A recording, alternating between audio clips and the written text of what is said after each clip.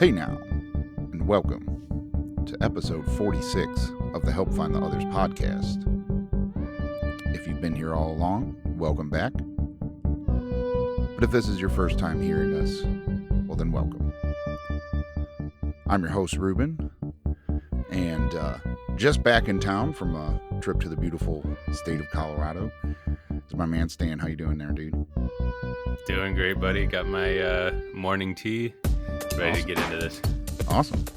So, first off, how was your trip to Boulder? Were you staying like in an Airbnb, or what'd you do? Yeah. We had so my family went out there with me. I guess it was a family vacation, kind of the first time that we've done that out of the Midwest, and it was definitely a success. Like, we stayed at Airbnb, awesome views. Posted a picture on the Discord of the backyard view. I think I sent you one as well, but it was just great, partaking in the recreational legalities that are still fairly priced there compared to Chicago. Did some hiking at Rocky Mountain National Park. I just pretty much just laid low and just kind of got somewhat of a reset. Like, I needed it, especially with everything that's going on, and I don't know, I can get stuck in my ways, working from home and all that. So it was a good shift of everything to kind of shake it all up so that I could kind of piece it back together again. Yeah. No, that's awesome. You kind of always need that, so, so much of us don't ever give ourselves time to do that or feel that we, are able to. And it is such any sort of retreat, wherever it's to Colorado or even, just like get out of your, your rut, your day-to-day thing, even if you're not very far from home is important. So, no, I'm glad to hear that was a good trip for you and everything. But, I wanted to do this episode because, while you were gone, the world broke. So, and I know that's got to be weird for you to come back. I can't imagine how surreal it is to come back to just pure madness, right? Yeah. It was like those last probably 2 days where like shit hit the fan with it all, and like all the things were closing. And I'm a big baseball fan, and I have season tickets to the White Sox here in Chicago, and they pushed that back, so that didn't make me too happy. Fortunately, in terms of like flying and whatever, we drove, so we didn't have any like holdups there. But it was definitely odd, and you don't really know what to believe. Everybody is making it a political thing, which it should definitely be apolitical. So it's hard to know, what to follow and what to be like. Oh, okay, yeah, I'm going to do fist bumps instead of handshakes, and all that. Like, it's hard to know what's real out there at this point. Yeah. So yeah, that's, kind of what I wanted to do with this episode, and we're going to release it earlier just because, it's kind of an emergency podcast, honestly, and time sensitive. Yeah, it's very time sensitive, and I fear if we waited a week, it wouldn't age well. And, I already put out a video talking about, my main kind of idea with all this and how to try to stay level-headed. So if anyone hadn't seen that video, definitely watch it out. Or watch it. It's, we're probably going to touch on the same stuff here, and it might be a little redundant, but I'm going to expand on that because someone left a comment on the first video I put on my YouTube channel and said, dude, you called it. And I was like, what's he talking about? So I watched the video again. I haven't done that in a year, probably.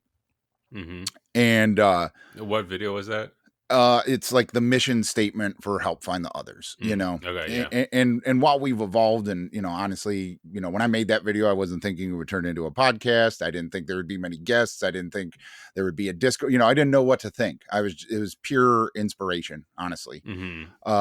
And, I think when the commenter said you called it, I mentioned a viral outbreak, just kind of in passing, not like I think there's going to be this and it's going to be in March and whatever. I'm not saying I had this psychic vision, and I'm just talking about being in tune with using my intuition to be in tune with kind of the, what's going on with people that, are in part of my tribe. Right. And so if you go back and watch that video as well, I think you'll see what I'm talking about, but I want to expand on that. I want to start with as accurate of a personal and public health advice that I can give. But I do have to preface that with like, don't like don't listen to people like me for total advice. Like whoever you're going to listen to and follow their advice when it comes to the actual virus and its possible health impact on you or your loved ones, that person should have a doctor in front of their name, and not a not just because they're a popular YouTuber or a politician. You want to listen to a doctor, and you want to listen to several doctors. And I listen to several like medical podcasts about this. And there's this podcast about virology. When I first heard, about the problem in China, they were kind of talking about it. And then now their podcast is totally devoted to it. But it's called This Week in Virology. And that is a very level-headed scientific explanation. So I would push people in that direction. If you want to actually learn about the virus and statistics and numbers and potential and stuff like that, it's definitely not political. It's very scientific and very public health focused. So as far as like viral statistics and mechanisms of this virus, like I can't really expand on anything more than what I've heard from them or other places. But I touched on it in my video the other day about your personal health. And like, this is uncharted waters. Nobody really knows how to handle all of this.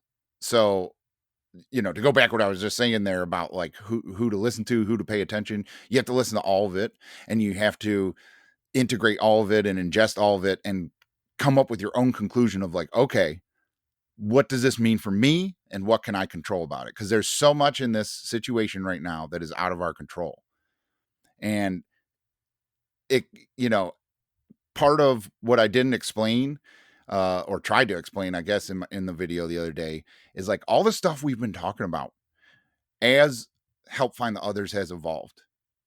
We've mentioned this, that it's evolved into like this, like, accountability group for healthy change in your life. All that stuff matters now. The dietary supplement kind of stuff we talk about, the Wim Hof breathing, exercising, meditation, all that stuff. We were training for now. With the meditation, it is so important now. I've found it very helpful the past couple days to either do Wim Hof or meditation to just kind of calm down everything that everywhere you look is trying to ramp you up and ramp up the fear. And the meditation has really helped just be like, okay, and like see things clearly. And I wish, I would turn on a TV or see a Facebook ad that's like, stop and meditate and then listen to this, like it seems like that's just such an important thing right now to calm our minds down and not be impulsive and not let our emotions get the best of us. Where I imagine when you were in Colorado, you were unplugged. You weren't really paying attention to the ramping fear, right? Yeah, no, not until like the last day, I'd say, when my phone connected and I had all the notifications coming through all the news apps I have. It was until then that like it was kind of, I mean, it was there because I was with two doctors, but it wasn't to the point where it is now, where whatever you check, there's something, about this. Like I even got an email, I think, from like Taco Bell's CEO about this. Like what? Like, yeah. It's all over the place. It's unavoidable at this moment. It is. And that's another reason I wanted to, say this is kind of an emergency podcast is that, as we've been finding the others, right? we all think we're kind of awakening and um and becoming more aware, becoming more woke, whatever you want to say, um, or enlightened. Well, now's the time to actually like the fucking alarm clock is ringing and we can't hit snooze now. And I see so many people, you know, like for instance, when we talk about crypto and like the problems with the banking system and the credit system and stuff like that, I I I think that only resonates with a couple um percentages of the people that listen to our podcast. I'm sure there's several people out there that are like, dude, just fucking talk about mushroom trips again, or get someone on there that smokes DMT or whatever. Hmm. And like there is part of the where you may be consciously awoken as to, there's more to reality than meets the eye. um you also have to be awake to your societal surroundings, regardless of how bullshit you might think they are. And so that's kind of what I seem to be priming everybody for in that first video, and kind of culminating to like now, like, okay, hey, we've found as many of the others as we could, or needed to, or whatever. And like now's the fucking time to pay attention, because if you don't pay attention, this is going to smack you in the face, either health wise or further down the road financially. This is a moment in our life that nobody saw coming. Like it's a total black swan almost, um which I can get into more. That's a like financial term, but I mean it's in Hmm. reality in life now. Like this is a black swan event that like maybe we had uh ideas that it could happen, but the timing of it is just nobody saw it coming. um and it's just time to wake up. It's time to stop being like, you know, into the enlightenment type of stuff, but just like, I'm not going to pay attention to what everyone else is worrying about, like, and I'm not saying you need to worry, but you just need to pay attention. And so, yeah, from the public health standpoint, like I said, pay attention to doctors and what they're saying. Um, the big thing now, and the term they're using is flatten the curve. And what they're talking about is that in an outbreak, if everyone gets sick at the same time, especially with this virus, a certain percentage are going to require hospitalization. And if everybody gets sick at the same time, our medical system can't help that. So that's why, sports is canceled, which fucking sucks. I mean, dude, like you were talking about the White Sox. Oh my god, that makes it so much worse. Like we can't leave our house, Yeah. and there's no sports. I went into a microbrewery by our house. My wife or my family and I, we walked to a restaurant yesterday, and then it started raining on the way back. So my wife ran home and got the car, and I just stopped in and had a beer and sat at the bar with my boys, and there was nobody else in there, and just Hmm. talking to the bartender. And he had a TV on that had like the 2004 like uh, one of like a Final Four match in the 2004 uh, March Madness. March Madness, and we were like watching it like it was like, oh yeah, cheering for it and stuff. Like it's Yeah. something about. I mean, I understand people that don't like sports, but you got to realize it's it's a big deal for a lot of people, and I'm definitely one of those. Like I like, you know it's my stupid, like fantasy sports Hmm. and stuff like that. Like I'm into enough heady stuff that I'm allowed to have something stupid, and sports is definitely that. So but like I was saying, closing down concerts and festivals and sporting events and all this stuff, the reason to do that is to limit large groups of people. And especially if you think about the March Madness tournament or the Austin City Limits Festival, a lot of people are coming from all over to there. And the problem with this virus is that you can have no symptoms and be unaware that you are contagious for 24 days. And so the chances are, when you have these people that are going to, they were like, maybe there was some outbreaks in their town, and but they don't feel sick, and they're going to Austin city limits, man. They never miss it, or they've never been able to go, and they got tickets this year, whatever. They're going to go, and they're going to be contagious, and they're going to spread that to people that are going to somewhere else where maybe there wasn't an outbreak. So that's the reasoning for closing all this stuff, and canceling all these events. And it really sucks, and it's really going to have a financial impact, which I'll get into later. But that's the public health thing, is to not have a big spike in cases. And what they're saying, and I believe them, is that this is a new virus that is being introduced to the human population. There's 6 coronaviruses known to man, and this is a 7th that came out of, what they're saying. And I can get into like conspiracy theory stuff later too, but what the scientists are saying is they've traced this down to a meat market in China where someone was selling bats like from the jungle, and pangolins, and that it's a new virus that has existed in the wild, and now we just have contact with it. And because the way coronaviruses work, they don't have a vaccine for coronaviruses currently. They don't have really a cure for it, and there's no reason to think that that's going to happen now, honestly. Like a new virus that humans have never seen, but all of a sudden now we're going to get a vaccine for it. I don't see that coming. So what's going to happen is it is going to work its way through the human population. And I've heard numbers as high as 85% of the world is going to get this over the next 2 to 5 years. And that may sound scary when they talk about the death rate. But what I've heard, and, I take it with a grain of sand, because like I said, this is uncharted territory. Nobody, really knows how any of this is going to shake out physically or politically, or economically. Is that because the deadliest cases and the most like intense strains of this virus send people to a hospital, and then there's a heavy-handed approach, and they're very quarantined and stuff like that, that over time those strains die out, or become very, very isolated.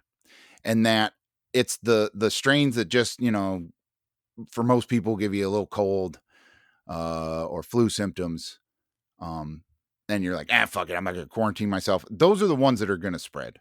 And that over the course of those 2 to 5 years, they're saying that it will mellow out. So, I'm choosing to believe that. Like I said, that's some very intelligent people that have, a podcast where they talk about viruses all the damn time. Like that's what they say about it. But in the meantime, it is one of the most contagious viruses we've ever seen.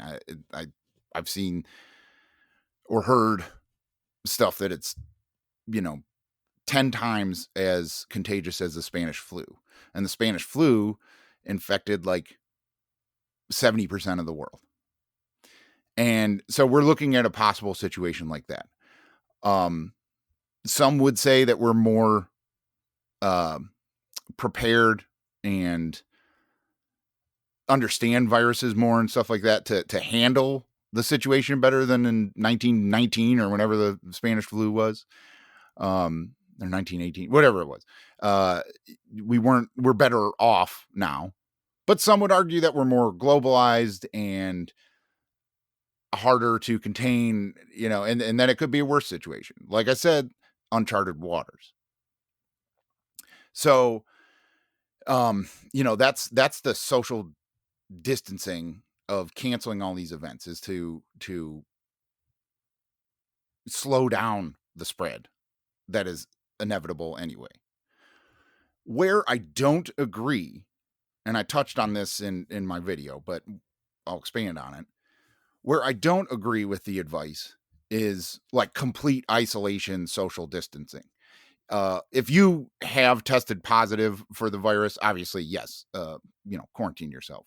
Then eventually they're going to make that mandatory, I imagine. Anyway, but still, Um, you don't want to spread this, even if like you feel you're not going to be too affected. You don't want to spread it to someone who is going to be affected. But they're saying don't go to restaurants, don't go to the store, don't do anything. And like, I feel from a large mindset, social mindset kind of thing, that's going to breed so much more distrust and division and misinformation and anxiety and depression. It's going to cause so much more problems that I feel are more dangerous to our society than this virus is. I mean, does that make sense? I guess. Yeah, I think so.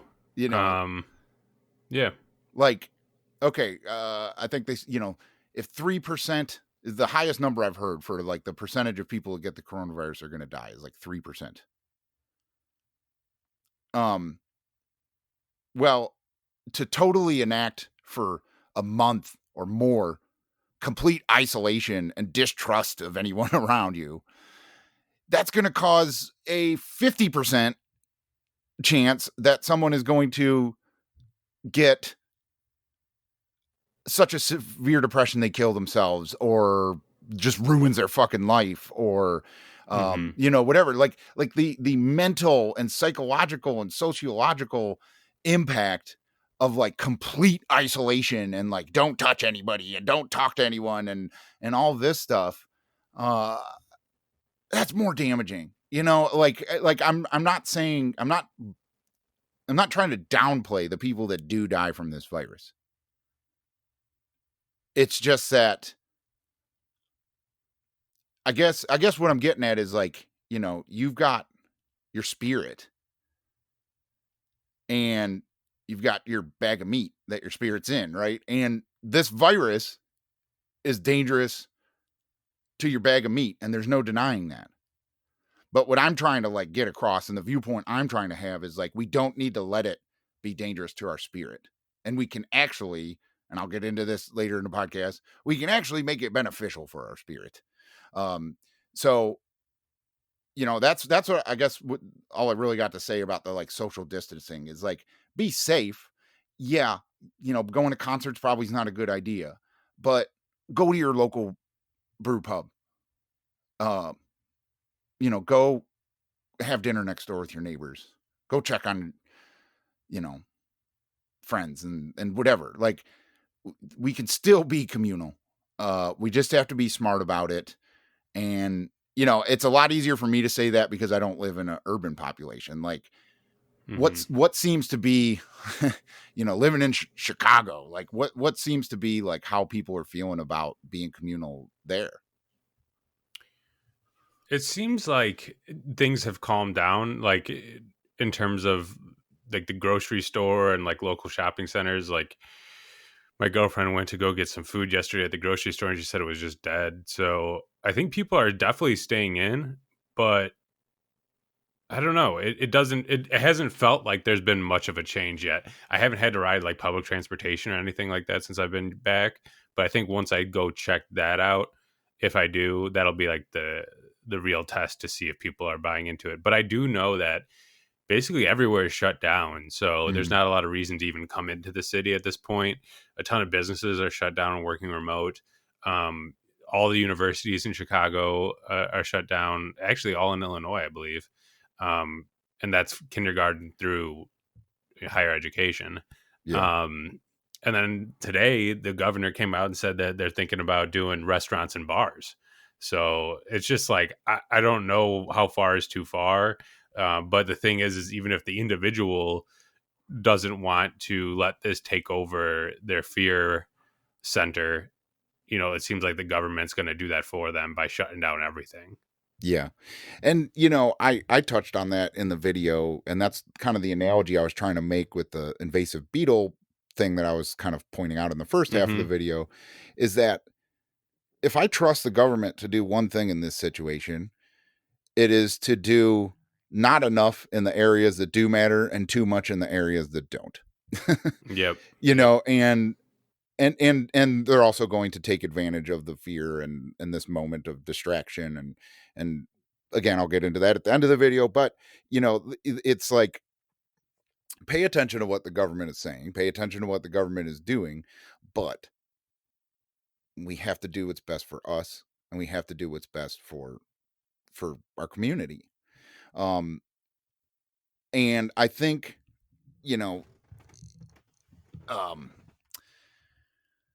this and I was kind of touching on it in my first video that I was talking about, in that, man, the a properly enlightened, a properly awoken and healthy psychedelic community is going to be such a big deal and so important for society going forward. If this does, there's a chance that this virus is just a wake up call and we're like, holy shit, we're not ready for something like that, but it's not that big a deal.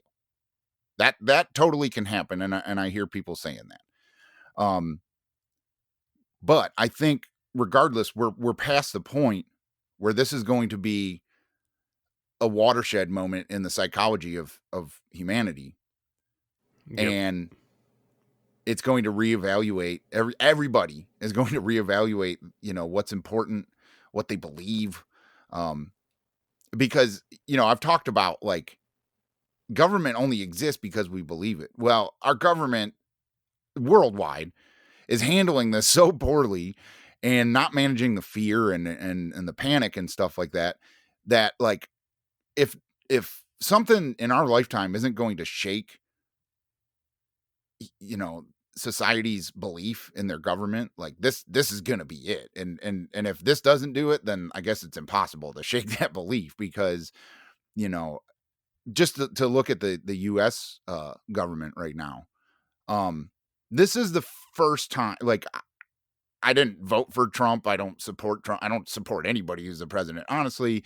But I've during Trump's presidency, I've had this, like, view constantly of, like, I don't know what's so bad. Like, he's a jerk off. Yeah, but we knew that going into it. Like, I've known Donald Hmm. Trump was a jerk off for years, and, like, thought it was ridiculous that people wanted him to be his president, but I understand how that happened, and the politics around it, and I've viewed it as just, a reality TV show, honestly, at this point. And it's like, once we had a reality TV star as a president, it's like, okay, well, that's the end of the government. Like, we're obviously, now this is nothing more than a population or a popularity contest.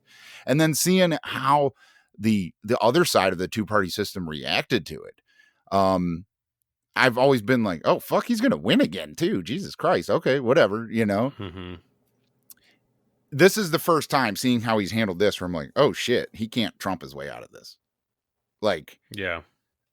if this doesn't just go away in the next couple weeks and everyone's like, well, glad we closed schools down, that seemed to do the trick or whatever, and they just go back to campaign mode, I don't know, like he's already kind of fucked up. And, like, unless that happens where he can get back into campaign mode and, like, put blame on people and all this type of stuff, like, maybe he can still win then. But if this does continue to just get worse and people get more and more scared and people start getting sick, because right now, like, most people don't know someone that was sick. You've heard, like, oh, there's a case over Hmm. here, a case over there, but, like, nobody's like, yeah, my cousin got it, dude. It was fucking bad. So nobody really knows. Nobody has that reality kind of, like, hitting home. And if that starts happening before the election, before November, like, he does really stand a chance of losing to whoever the Democrats put up there and whatever. I'm not saying that fixes it. I'm just talking about Trump and our government and, the response to this situation. Um, and again, even if it's not that bad, but it's bad enough that he doesn't get elected, like, that's what I was saying, that, like, this may be the wake up call that we're like, whoa, we need to take public health, uh, more seriously. We need to take our globalization more seriously. Like, there's a lot of things we'll have to take more seriously from a political standpoint. Yeah. But I'm starting to think, like, he's not a part of that though. That like, Yeah. Well, I think, like, I don't know. I don't like talking politics, but I think that everything that he has been touting recently, this thing has shown, Corona has shown that they don't really matter at the end of the day. Yeah. Like the economy and jobs, and all of that's going to shit as we speak, and that is in a week. Yeah. So what really matters, and like what, and I think that's kind of what the wake up is like, well, we have to take things serious. Like Yeah. it almost feels like the last 4 years have been like just a meme. Yeah. Well, So it's like we need to take this all serious. We have to see behind the glaze that we've been looking through, and yeah. we need to take control of the situation as much as we can. Yeah. Well, and I'll get into jobs and economy and all that, but his response just from the health standpoint, like his first thing that he said about it was, this is a Democratic hoax to get me out. And, there is conspiracy theory there that is plausible and whatever. Mm-hmm. And I can get into that too. But just from the, like people that listen to him and do that, like, they're like, yeah, this is just a hoax. And it's like, I just don't know how much of that support where like he totally changed and was like, he had dinner next to someone who tested positive for coronavirus, and like he did end up getting tested because I think people were like, what the fuck, you're not, but he like publicly said, I'm not going to get tested, and it's Mm-hmm. like that spits in the face of what the health officials are saying, about getting tested and knowing if you were um exposed and should be quarantined. And if like the leader of the free world is like ignoring what health officials are saying, like, why should we believe that government then? Mm-hmm. And Well, like, it goes both ways too. If you trust the leader, then why should you believe the health officials? yeah, So yeah, it's you have to see both sides of the coin, especially because at this moment in the campaign situation, which who knows where that'll go, the yeah, whole campaigning thing and this year's election, you have to be smart with your political moves. yeah, And I think him saying that it was a Democratic ploy to take him down and take away his strong points, being the economy and whatnot, is entirely a political motivated speech. And I hope, I guess, in my world that he does understand the gravity of this all.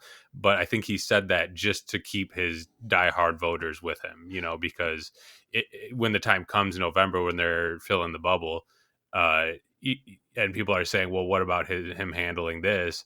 They'll just say, oh, well, that was just a ploy to, take him down from the Democrats. So yeah. those diehards still have something to go off of at the end of the Well, day. yeah, but that's what I'm saying is if the statistics are right, and Yeah, and it goes out of hand. right, it for his diehard supporters, if they don't know anyone that got sick, if they didn't get sick, it's easy to just believe what he says. But once, your Meemaw dies, like, then you'd be like, what the fuck, dude? You said this was a hoax.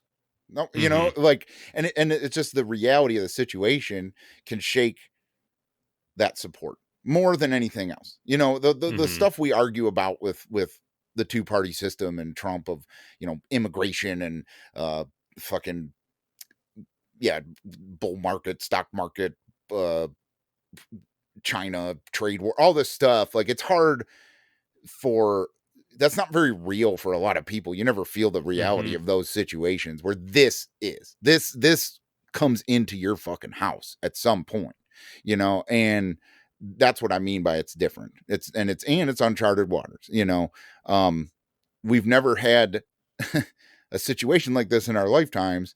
And I think we're seeing that while I distrust government and think it's all bullshit anyway, I do see that the having a leader who says whatever he wants whenever he wants and tends to not be very informed and tweets whenever he wants and stuff like that, like, this is a time where that's more damaging than anything else, any other time in his presidency. And I think that may play out, I don't know.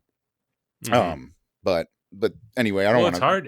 It's like with it being uncharted waters, it's just so hard to like know what to do. You have to err on the side of caution. Like we were talking about how like O'Hare Airport, just the big trending thing on Twitter was just a ton of people in 6 hour waits and 2 to 3 hour waits after the 6 hour wait, and that was like foreign travel coming back into the United States out of fear. Yeah. And I just don't know what to do in that situation. Like the governor, like it's just stupid because it's so political at this point that the governor of Illinois is tweeting to VP and president like, look at this is your shitty decisions that have led to this. It's like, I'm not trying to defend them, but it's like, what else are they supposed to do? They have to make sure each person coming in doesn't have it. I don't know what the protocol is, Yeah. but it might be a dumbass protocol, which might be the case. But you have to take your time letting people in, and just because there's such an influx that there's a huge wait, I don't know. I think it's better than just opening the gates, Yeah. and just saying, "Come on in," and if you got it, who knows,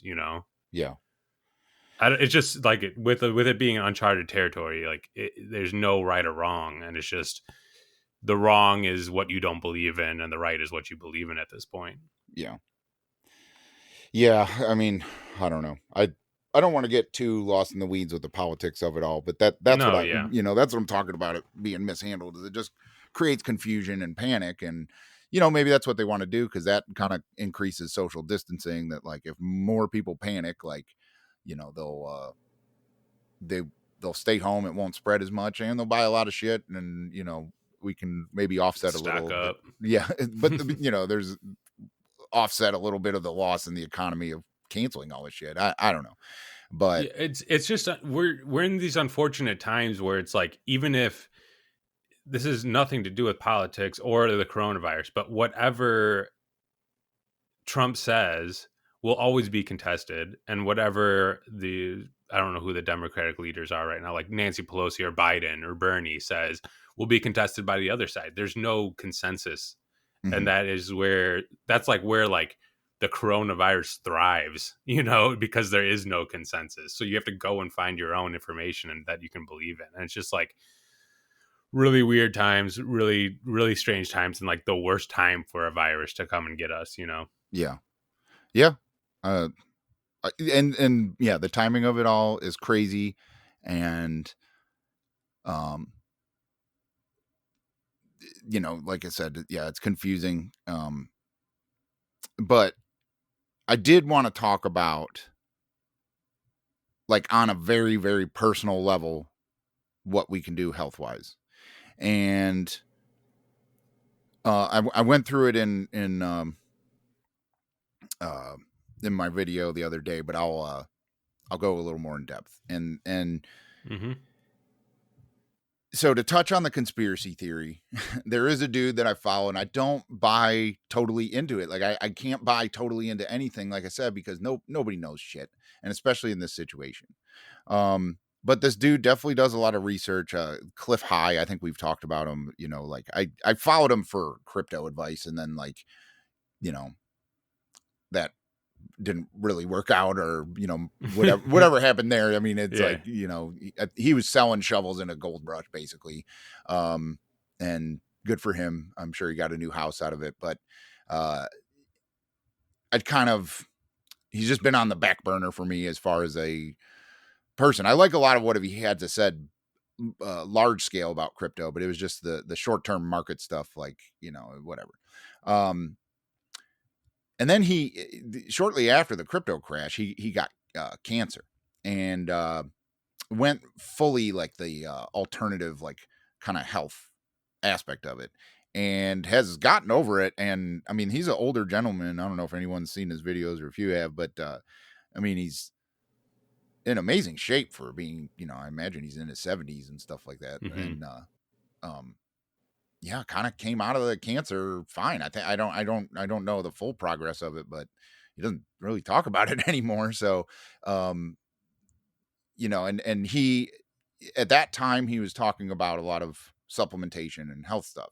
A big thing he was talking about was C60, carbon 60. It's like a carbon you take, and I don't know. That has nothing to do with coronavirus, so I won't get too much into it. But like, I was like kind of paying attention to the stuff that he was saying about alternative health. And so he researches the fuck out of it. I mean, he is very in depth in alternative research and regular science research and stuff like that. And so his conspiracy theory, and I'm not using that term as a bad term. Like, it, when I say conspiracy theory, like, I mean, it's an idea, but there's not proof of what is really going on with this virus either way. And what he says is plausible, and he says that this is a bioweapon. And he uses, some research, and there is some evidence that he puts forth of the structure of this virus and what affects it and how it affects us and stuff like that. And, I've seen like some papers and abstracts of papers from like India and stuff like that pretty much confirm that there is some DNA and RNA that's been inserted into this virus to make it very specific in how it works and how it behaves in the human society. And I could see it, and that it again goes into the timing, because what they're saying is like that China basically lost the trade war, and they knew the way to get Trump out is to scare the fuck out of everyone.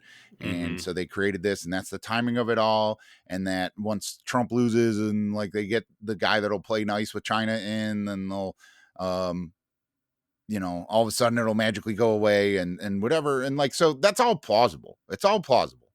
I don't want to argue that, at least on this podcast. It makes sense to me. But in any conspiracy theory, in anything the government says, in anything any of these doctors say, when I say that you have to ingest it and integrate it, what I mean is you have to stop and not let someone else determine your emotions. And this is why meditation is so important.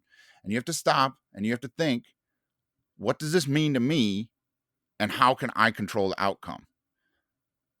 It's already out of your control that you'll get this virus. It's out of your control who created it and why, or if anyone created it. That's out of your control. We can talk about that after we find out what the fucking end game is here. But in the meantime, you have to be like, what does that mean to me?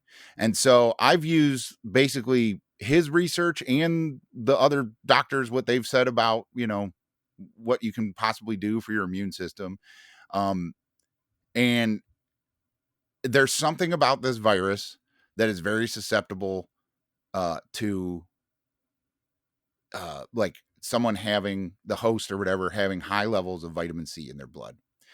And part of the conspiracy theory that he had, that he was talking about this, was like someone 6-7 months ago released a video on the dark web of like the Chinese government, like bringing in tons of vitamin C to like a military base and then getting all their soldiers in there and like welding the door shut or something like that, and whatever. But that there's like a certain level of where when you have vitamin C in your blood, like the virus can't replicate when you contract it. And so that's the conspiracy theory, is like the Chinese army knew about this. They put that protein into the virus and then just like kind of loaded up vitamin C into the people they plan on taking control of the situation after whatever happens, whatever their plans, went through. So believing in that, the conspiracy theory or not is one thing, but looking at the research of the actual mechanical actions of this virus, I'm taking as much fucking vitamin C as I can. And I urge everyone to do the same. The research showed that like the level you want is to daily take 20 milligrams per pound of body weight, I think is what it was. 20 or 25. I can't remember. But basically, most people want to take 4 or 5 grams of vitamin C a day. He says, to take liposomal vitamin C.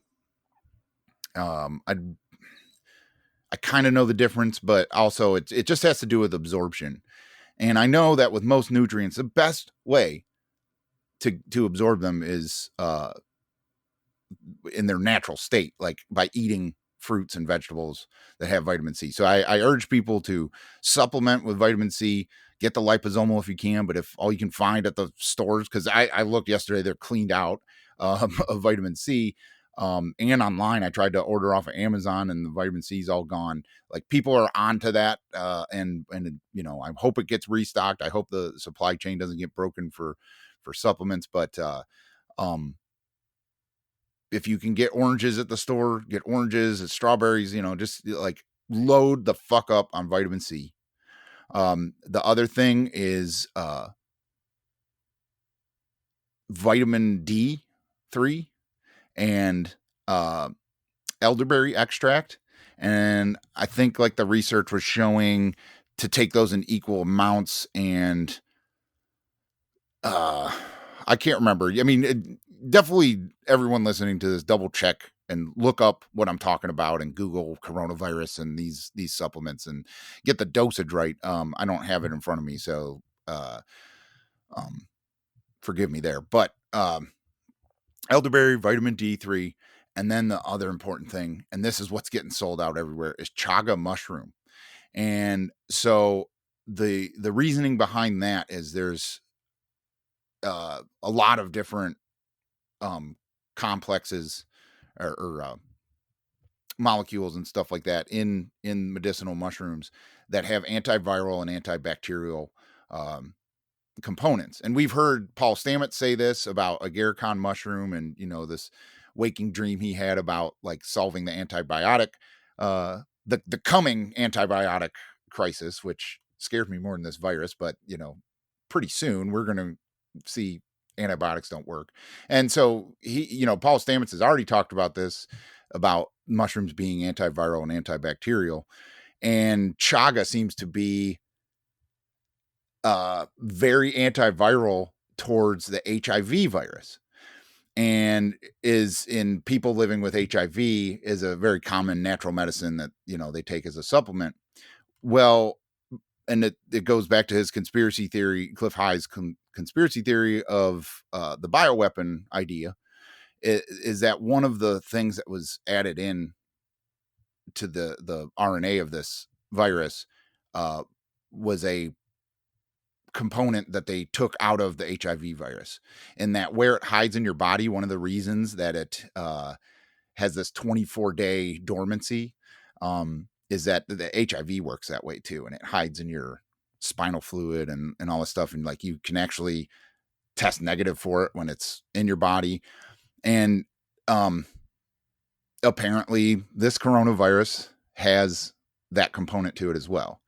But that component is susceptible to something in chaga mushroom, and that chaga mushroom is a good thing to take anyway. But I'm definitely doubling up on it. I think I ordered the last bit on Amazon, but like I said, hopefully they restock it. But I've been taking like a Vitality blend that has a bunch of different stuff, which is probably a good idea. But specifically for this coronavirus, the chaga mushroom seems to be something you definitely want to take. And I think it's like 0.5 gram a day. You can make it in coffee. You can make it in pills. It's not an edible mushroom. It's like it's a shelf mushroom that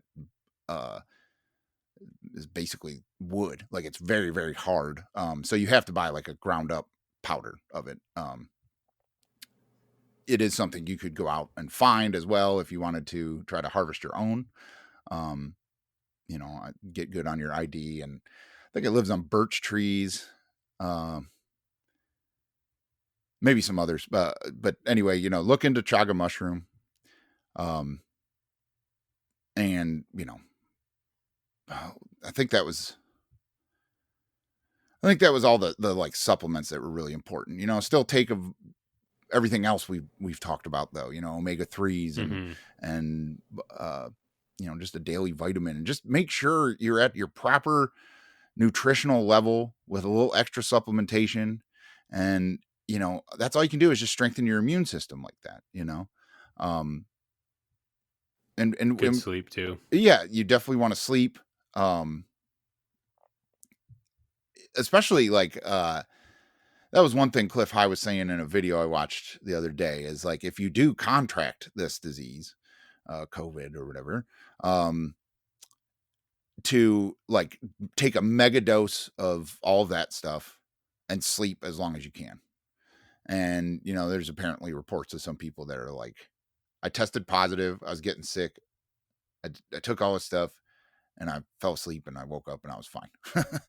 So it's like, I don't know. Mhm. I mean, okay, sounds good. I mean, I can't say that that's like what's going to happen for everybody or if that's even true, but um, it's not that hard. And it's there's no negative to like, oh, I took all this stuff to really make me healthy and I didn't get the virus and I didn't come in contact with it or whatever. Like there's no, there's no danger in doing that. And it's a positive silver lining that could come out of all this. Like I said, if this is just a test run to, scare us and make us realize we're more fragile than we thought. Well, a positive benefit out of it, other than the other stuff I talked about, could be like everyone has a healthier lifestyle because they're like, shit, I need to, you know, be more serious about my immune system. Mhm. So that's one thing I've started taking seriously and changing. The other thing, and again, the timing's weird, is like everyone just started getting into Wim Hof, and he had this resurgence.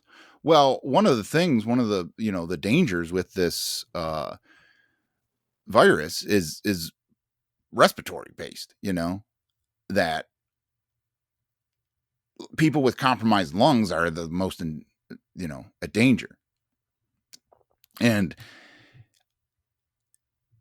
all the stuff that Wim Hof claims, they've tested, and like the immune system and using your body to, kind of create the system, the environment in your body, or using your mind to create the environment in your body you want, and stuff like that, make yourself alkaline.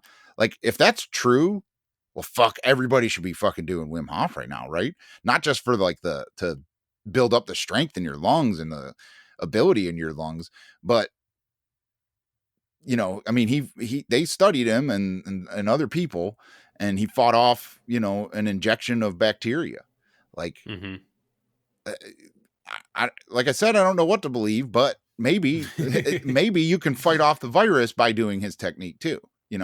If I see some article that like, oh, Wim Hof got it, well, maybe I'll think differently, but I'm going to make a bold statement here that out of, the percentage of the world that doesn't get it, Wim Hof's going to be in that percentage, you know? Mhm. Yeah. No, that was when they tested him, they did like an injection of some bacteria that mimicked flu, but had an onset of like 20 minutes, 15, 20 minutes. And he just went through it unscathed and like didn't throw up or didn't. And when he came out of it, like the doctors that were testing were incredibly shocked. And, they wanted to make sure that it wasn't just him. So they did case studies as well, and involved more people to it. And I think they did like 10, 20 people studies, and they all fought it off as well once he trained them. Yeah. And that's all video documented too. So it's not just us talking our shit. Yeah, no, I mean, they submitted papers to Nature and all that. Like, it's not, yeah, like you said, it's not talking shit. Like, I don't know. And then being in tune, like our psychedelic community, like everyone seemed to fucking latch on to Wim Hof at the same time. Like, there's like these I know. messages, and the fucking Goop Lab. With Gwyneth Paltrow, like the first thing's about mushrooms, the second one's about Wim Hof. Like, I don't know. There's something to all that, and I know a lot of people would write it off and be like, "Oh, that's woo woo fucking drug talk or whatever." But like, I don't know. There's something to it, and if there's anything that I think is important to pay attention to this moment in our lives, is timing, and timing is everything. And um, I don't know. I have a feeling that Wim Hof, maybe even fucking like chaga mushrooms good for fending off this virus apparently. Maybe microdosing is too. Like, and maybe that's why everyone was getting into microdosing and whatever, is that we all had this intuition of like it's important to do this now because very soon the moment we need this will be upon us, And so I mean maybe that's a little woo-woo way of looking at it. But I don't know. I've got that little feeling going on. Hmm. But um, and then like I said about our personal responsibility to our own health, the supplements, you have to stay active. I understand if people don't want to go to the gym and stuff like that, but you still have to get out of your house and walk, even if you're trying to completely social distance yourself from everybody. Like, get out in nature. Like, that's a time. If you're laid off of work for 3 weeks or your kids are home, like, get outside. Be uh, be active, and nothing's worse for your immune system than sitting in your house watching Netflix, getting scared about shit on on your phone or whatever. Um, So, that's what I'm just urging people to do. That's what I'm doing. I'm kind of how I'm treating the situation. Now I know you asked about, flying to Denver. Mhm. And so, that is a situation where, okay, if you're allowed to do it and the government hasn't stopped it, you just have to weigh, like, okay, maybe I catch it. Maybe I'm going to be okay. But you also have to think, am I going to spread this to when I get to Denver? Am I going to spread it to everyone? Am I going to, so it's Yeah. like, that's the personal responsibility, is like, Yep. we don't want to disrupt our lives. We don't want to, get too isolated and depressed and stuff like that. But like, you also have to, like, realize your impact to other people. And so we always have to take that into account. That's what's scary, is like, you could be spreading this without knowing it because of the incubation Yeah. period. You could have it now. Yeah. You could have got it from a gas station on your way back from Colorado, or Yep. whatever. And so, that's what's so freaky about it. But I don't know. I mean, like, for me, um next weekend my friend is getting married, and I'm fucking going. Yep. We were gonna fly, but I didn't buy tickets because it was expensive, and like, he's getting married on an island, and you have to, like, get on the ferry, and the last ferry on Friday is at 4, so, like, we have to get there at a certain time, and whatever. So it's just gonna be a pain to fly. So we're driving anyway. But, like, I'm debating driving there in a rental car and then flying back because the flights are so cheap. Oh yeah. Oh yeah. Um, so I'm debating that because, like, I don't know. I'm not worried about me getting sick, but what I'm thinking of is coming back, uh, bringing it back from an airport somewhere. I don't know. So I'll probably end up driving, but I'm not gonna not go to the wedding. Yeah. Yeah. Yeah. No, it's like almost a pros and cons situation, like you said, like weighing it all out. Um, I don't know. I just I wish there was a firm answer. I don't want to go out there and then um I want to fly out tomorrow and then my return flight's Friday, and by the time Friday rolls around, domestic flight is canceled. Yeah. So it's like it's just weighing it all out. Then on top of that, the personal responsibility aspect of it all. Um, I just wish testing was easier so that you could just know and act accordingly. Well, and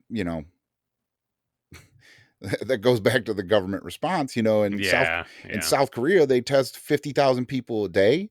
They have a drive-through testing thing that gets a Hmm. turnaround of results in 24 hours. We can do that here. Yeah, they actually just started that the day we left Colorado. Yeah. They started in, I believe, in Denver or Boulder, one of the two. Yeah. Um, and they process, I think, 500 a day or something along those lines. Yeah. So we just need to ramp that up.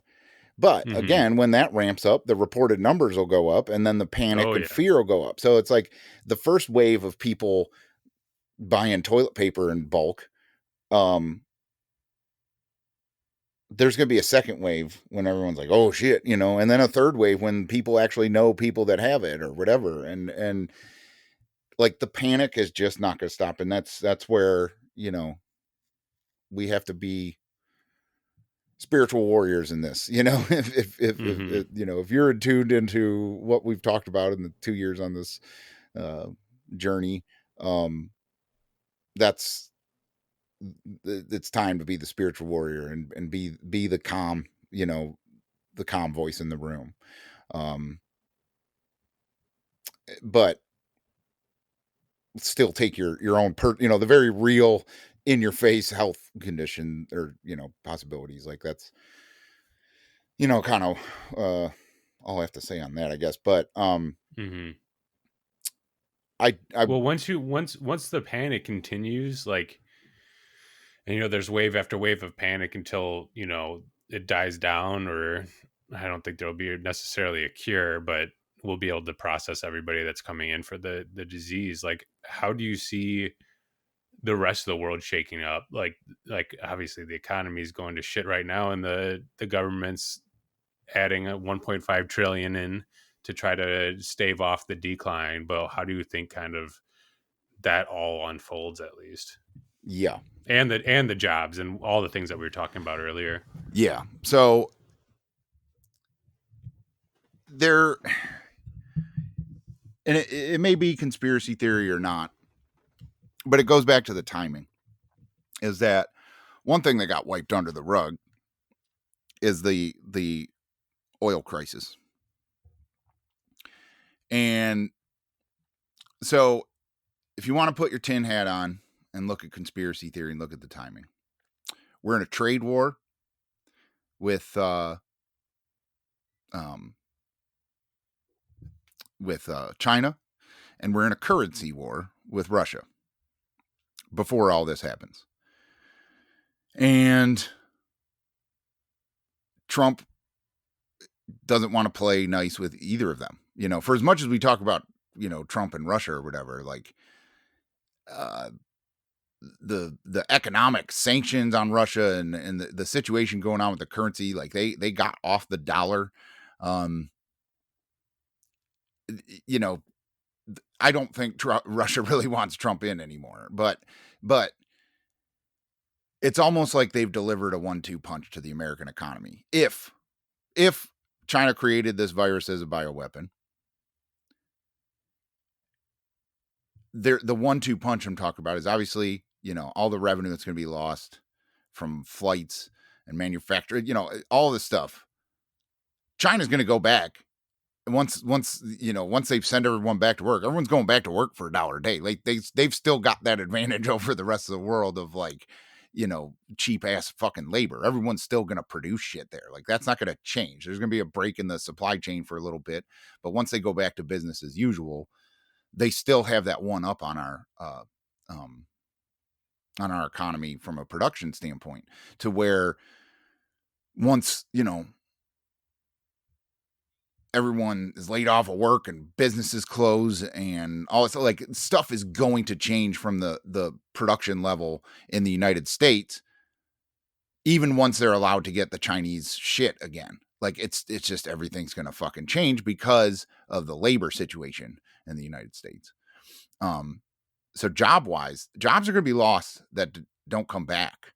Uh, Hiring is going to slow the fuck down. Like, I mean, we were at a situation, and this is what's weird about this economic crash, is that we were underemployed at the time. Every place was hiring.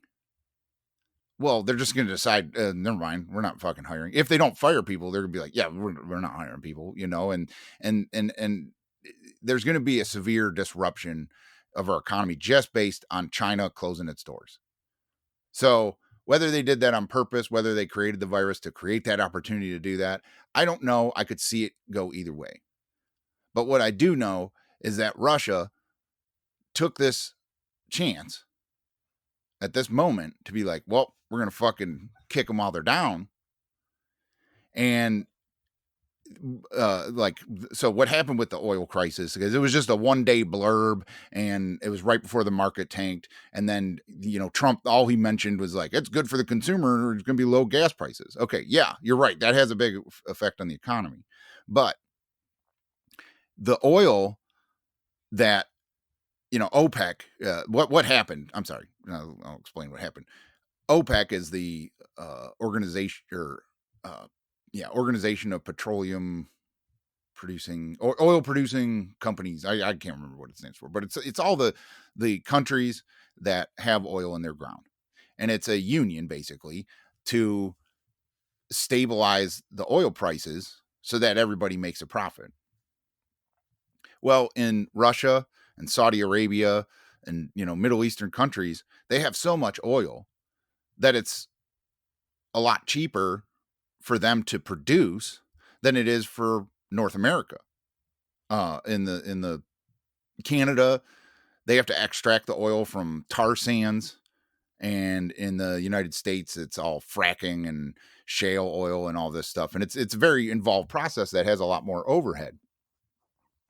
So, um, they, North America wants the price of oil up, and Russia and Saudi Arabia don't mind it being up because they're making more money. But if they want to fuck with America, they can lower the price to get them out of the game. And basically, Russia saw this as an opportunity to do that. Now, one reason that would keep oil prices high is countries that have high government debt, that they have such a high, they call it servicing, monthly service of your government debt. But, basically that's your payment. If it usually, the price of oil is like, you take off your overhead cost, and then you take off your debt, and then what's left is like what the profit would be, obviously. Well, when Russia decided that they don't deal in the dollar anymore, it essentially made their government debt zero. They don't pay on it anymore. So they have already low overhead for producing the oil, but now they don't have any debt obligations. And everybody's debt around the world is denoted in dollars. So Russia's like, we can sell oil at below the cost that the US needs and still make a profit because we don't have any debt. And so that's what's going on, that they refuse to make a deal with the rest of OPEC to raise the prices so that America can make money off of it. So what's going to happen is America's going to stop producing oil. Canada's going to stop producing oil. And then that shakes out, the job losses and industry loss and all this stuff. It increases the amount we have to bring in and the tariffs and all this stuff. It's like the snowball effect of, if you want to follow the money in the world, start at the energy sources. And oil, not only, the oil industry is not really a big driver of production and, in the American economy, but because everyone values it in dollars, it's one of the biggest things that adds to the strength of our fiat money in the United States. And Russia, who's one of the biggest oil producers, is basically saying, like, fuck the dollar. And that's all going to shake out over the course of, however long the market crash takes and whatever. And it's just, it's going to end up being another thing that just creates job loss that never comes back. And Russia chose this moment right now, in the middle of a global fucking pandemic, to do that. That's a little fishy to me. So I can definitely buy into the conspiracy theory, And again, but it comes back to like, okay, well, we can't control any of that. What does that mean for me? Well, it means that, like, economically, shit is going to change. My job, I might lose my job. My wife might lose her job, or whatever. Like, everyone has to, like, kind of like look and be like, well, how tied into the economy am I?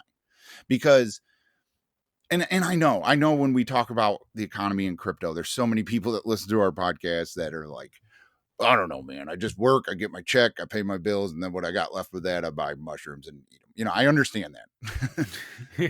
But what I'm trying to get across is, like, this is a moment that I've been screaming about for years. I've been paying attention to this shit for 4 or 5 years and being like, oh, fuck. Like, once I started really understanding what the global economy meant to me, like, even if you don't lose your job, that portion of your check to do mushrooms or whatever, like, that's going to become littler and littler, and your bills are going to become harder to pay.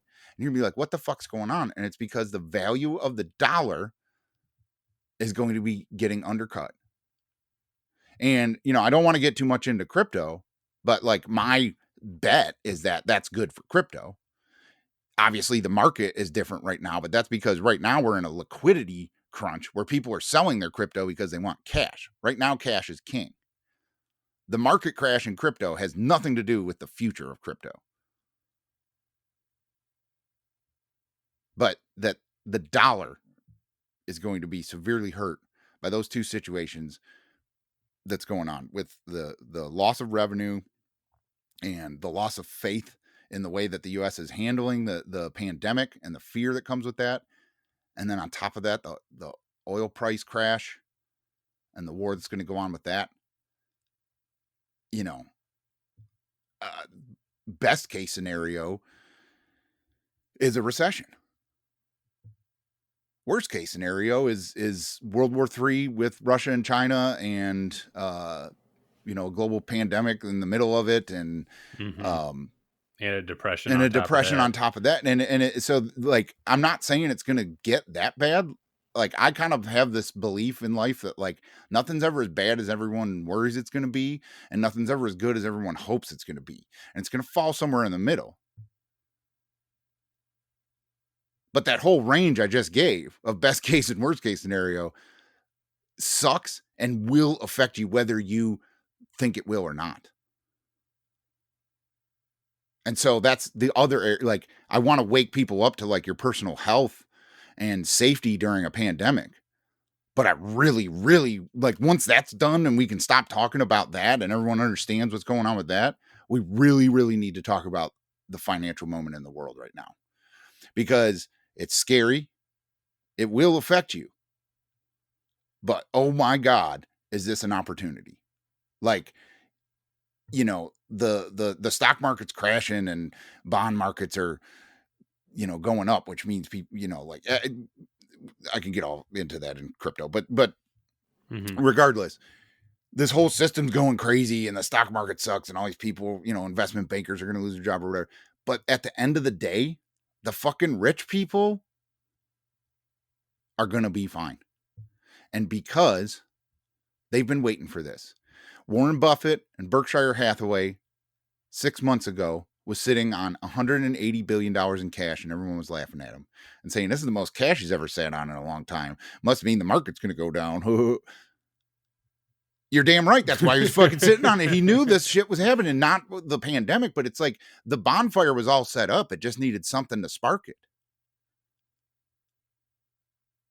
And this virus did that. Whether it was planned or whether it was a natural occurrence, that doesn't matter, and we can't control that. We can control the outcome. And so, like I said, yes, I think crypto is the best chance for us Joe Schmoes to do what, everyone else is doing that knows what's going on, and embrace this opportunity. And I think that crypto will look better coming in the recovery of whatever happens here. Crypto will look better. It will move faster, and it's just an amazing opportunity. But regardless, it's a chance to just really understand and start taking this seriously. If you lose your job because of this, if you lose your benefits because of this, if you lose your retirement because of this, because that's what's going to happen. Our last economic crash, everyone lost their house. Well, now they're coming for your retirement. And that's what happens in these cycles, is they get everyone to get scared and sell them their shit. And they buy it all up. They sold at the top. They sold way before. Whenever Warren Buffett cleared out that 180 billion, he was like, all right, this is as much of a top as I need, and I'm just going to wait for it to crash. And then he buys it up at the bottom. But whose shit is he buying? He's buying all the baby boomers that had their retirements invested in risky, high yield stuff, that are selling, going, I got to retire. Fuck it. I did have $1 million in my account, but now I got 500,000. I'm selling. And he's buying up that $500,000 worth of stock. And they just do that over and over in a cycle. And it usually took 7 years. This one took 11. And it didn't really crash as bad as it should have in 2008, which means now we're going to crash back to where we should have in 2008. And so the market crash is not over. This last week was not, that was just the shaky bit. And, they triggered the circuit breaker twice last week. And that hadn't happened where they stopped trading on Wall Street. That hadn't happened since 1991. And it happened twice in 1 week. And then, like you mentioned, that the Fed is going to inject $1.5 trillion into the system. Well, first off, that's a boom for Bitcoin, right? Like if you just, why would you believe in the dollar more than Bitcoin if they can just go like make a $1.5 trillion appear? And it's not like they're, there's a theory of like a way to make the economy better would be to, they just give money to everyone. And like, so they call that helicopter money, where it's like, if you were just drop dollar bills from a helicopter or whatever. They don't do that. That's not what they mean by injecting it into the economy. What they do is they give it to the goddamn banks, and they do it overnight, and they buy their stock or their bonds in the bank. And then when the market opens, the bank sells it back to them at a higher rate to be like, hey, look, our stock went up. When it's like, you bought your own stock with fake money that the fucking central bank gave you. Like that, like think of like sum that up to like a Monopoly game. Like if you just took all the dollars out of a bunch of different games, or like wrote, your own dollar bills and put it in the bank, like, does that help the fucking game? No, like it doesn't matter, And so when all that shakes out, because that won't work. Well, I can't say it won't work, but it doesn't seem like it'll fucking work. It might just delay the inevitable even more, kick the can down the road even more. Like the end game here is that a non-sovereign currency like Bitcoin has to get more and more appealing to people as they notice what the fuck's going on with the economy. That the financial economy keeps throwing all these, tricks at the system trying to get it to work. But meanwhile, people's fucking benefits aren't going up. Their wages aren't going up. And it's thickening that wall between the financial economy and the Main Street economy. And where I think that will hit home for a lot of people is if you work for, some company that's publicly traded that has stock. I know a lot of people may work for independent things, and that's fine. And like that may last a little longer, aside from having to close because of coronavirus and people just not going out or stuff like that. But like if you work for some sort of corporation at any level, like that company is now worth less. Their debt is more. We have a corporate debt bubble that's what's happening, is it's deflating because there's a liquidity crunch. And what I mean by that is like companies aren't making the money from like actual selling whatever it is that they sell or doing whatever they do. They've been getting profit from selling stock, and they buy their own stock. The government gives them money to buy their own stock, and that's why stock prices have been going up, and that's why companies are valued so much. But like on a revenue standpoint, they don't have the money, the capital coming in. And the chickens have come home to roost there. Because what's going to spark that off is once all these, tournaments and playoffs and concerts and stuff get canceled, that's where the cash comes into all these places. All these cities rely on people and tourism coming in and spending actual money. And that's where they get their liquidity from. And there's going to be a stop in that. And so down the road, then they're going to start going under because their stock isn't good and they didn't get their capital income. And so these companies are either going to go under, they're going to all conglomerate, and, someone's going to, Walmart's going to buy every fucking company, or Google's going to buy every company, Facebook's going to buy every company, whatever happens, because that's how they can get out from underneath their corporate debt, is by selling. And then because, we're going to be in a recession or a depression, the corporate move is to cut benefits and layoffs, cut overtime, cut hours, cut every corner they can for the worker. They're not going to take a CEO pay cut. In fact, they're going to get a bonus for fucking coming through hard times and keeping the company intact and whatever. Meanwhile, all the people that work for it that didn't see any of this coming because they were too distracted by like, oh, my kid's home from school for 3 weeks and I don't know what I'm going to do and I don't have income and whatever. They don't see that coming. And that's what's going to happen with the American economy. To what extent, I don't know, but it could be apocalyptically bad. Or it just could be, a recession like 2008 where like we came through it fine, Mm-hmm. you know. So But more consolidation at the top, the American way. yeah, and they're going to steal well, so a lot of this, and this isn't boomer hate. This is just, you have to understand, like, economists have been fearing this day anyway, this time period of when boomers start to retire, because the silent generation was given these amazing pensions and retirement, but our economy was in a better spot then. We had a gold standard then. There's a lot of different stuff going on when the silent generation's pension plans were set up, and the money was actually there. It was paid for by employee contributions. Well, the boomer generation saw a transition from that as we got off the gold standard and we became a fiat money, and it was based on debt and stock market and stuff like that. And the boomer generation took their pensions and gave them to fund managers who said, hey, we can really, really jack up how much you guys save in retirement. Everyone can have $1 million in retirement.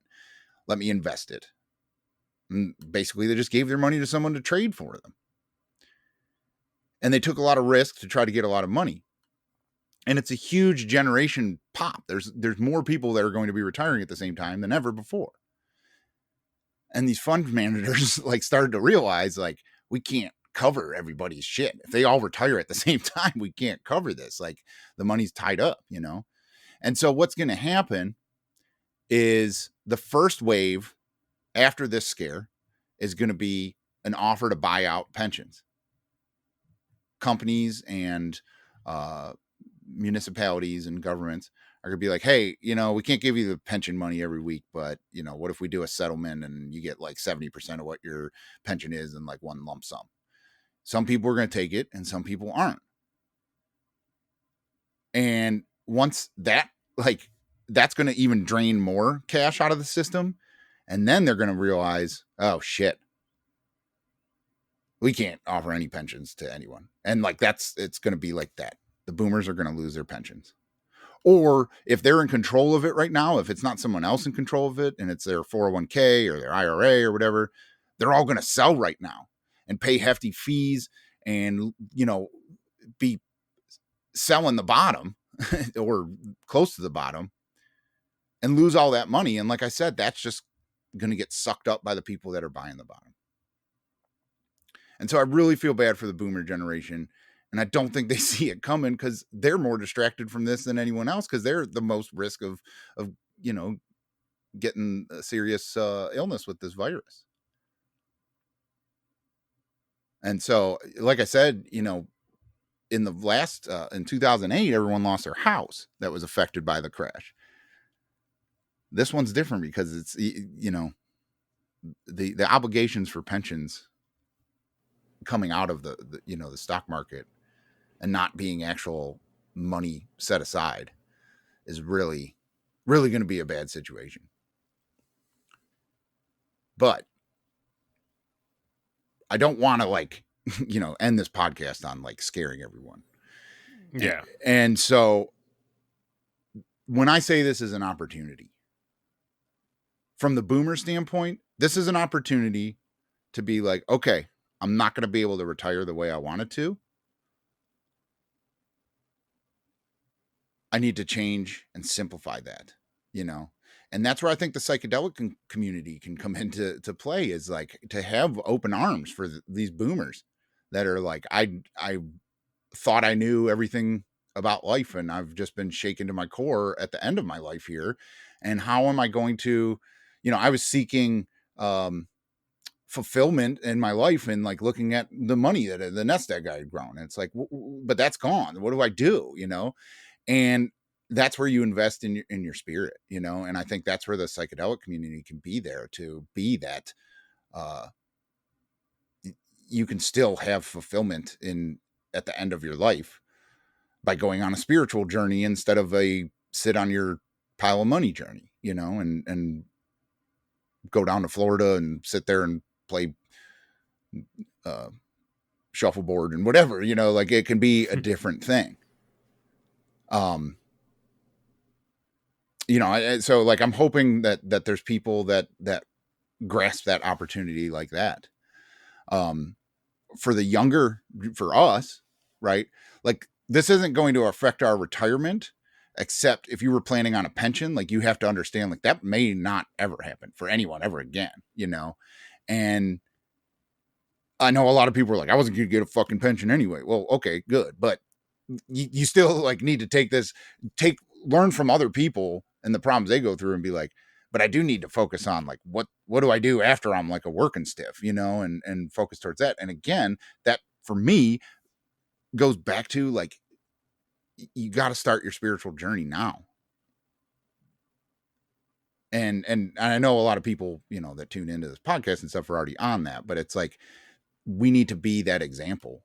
And I think the opportunity to come out of the shadows is very, very fresh here, and that people are going to be worried about money and jobs and stuff like that. And they're not going to be worried about people doing underground ayahuasca ceremonies or, creating mushroom retreats or whatever. Like, I think like that's our moment as the psychedelic community to be like, yeah, sorry, everything you guys thought was real went to shit. And here, try these mushrooms because they'll show you that like none of that was real anyway, and that's what I'm hoping comes out of it, because and to touch back on crypto, like I'm hoping that crypto becomes like a decentralized economy, looks more and more appealing to people that just fucking lost their ass and their retirement in the very, very centralized, just as fake economy. And so I think there's a opportunity in front of us right now and for the next year or so to restructure the economy of our community. I'm not saying that Bitcoin will topple the banks and the banks will come back and they'll find another way to cheat people out and further down the road and do the same thing. But I think now's our time to break free. And I think I gave you the analogy before, we started recording, but I think there's three choices in front of us. And, I talk about money, not because in crypto and stuff, not because I'm like, hey, you gotta get rich, get the Lambos. Like I talk about it because of, sorry, my dog's barking. I take care of, or I talk about it because of how much I believe in, financial freedom, and how I know that's a big roadblock in my spiritual journey. And I know it's a roadblock in other people's, whether they believe it or think there's anything they can do about it or not. And so I look at it as the analogy of debt and the economy and stuff like that is, akin to slavery. Like we're kind of all slaves mentally and financially and physically to a system that we may not believe in. And a lot of us choose to ignore it. And that's worked up until now. And it'll probably work again. But now's our moment to wake up and to not ignore it. And if we were all in the slave quarters on a plantation and we wake up and the plantation house is on fire, you would have, I guess you'd have a lot of options, but for the course of this analogy, you would have three options. One is you just sit there and watch it burn and just, when it burns down, just go back to sleep. And then the